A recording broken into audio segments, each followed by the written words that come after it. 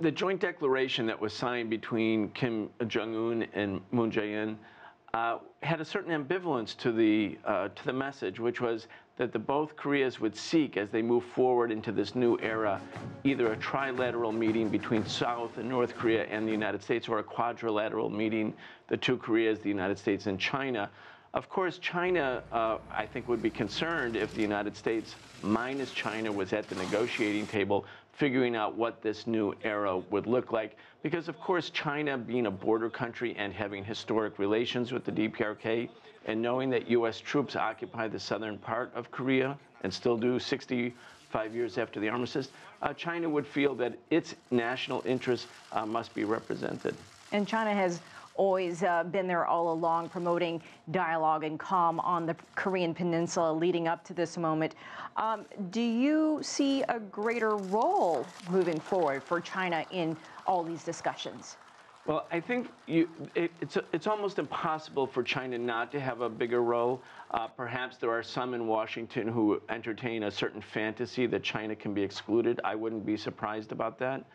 But if you think about the fact that the United States government, as an official policy before Trump, starting in 2011, declared that the U.S., as a matter of national security strategy, was prioritizing what they called the Asia pivot, whereby the United States places, by the year 2020, 60% of its Air Force and naval assets in the Asia-Pacific region.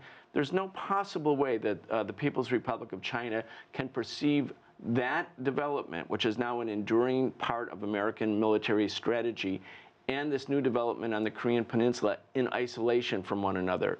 And so the People's Republic of China, knowing, of course, that the Trump administration has taken a harsh position on trade with China, will be aware and concerned about the fact that if there's a new positive development in Korea, it can't be at the expense of China. So I think that's of primary concern for China. Of course, China's biggest concern is that there be peace on the Korean Peninsula. That's been China's position from the beginning. And now we're hearing word of this trilateral meeting next week, bringing Japan into the mix. China, South Korea, Japan all meeting in Tokyo for the first time since 2015. With the outcome of the Inter-Korean summit, as well as the Trump-Kim meeting ahead, how important is it for countries in the region to have ongoing conversations about what's happening?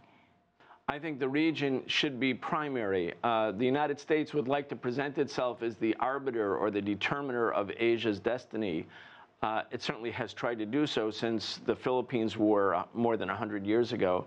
But really, the people affected most profoundly are the people first and foremost in Korea, North and South, the people in China, the people in the region, the people in Japan.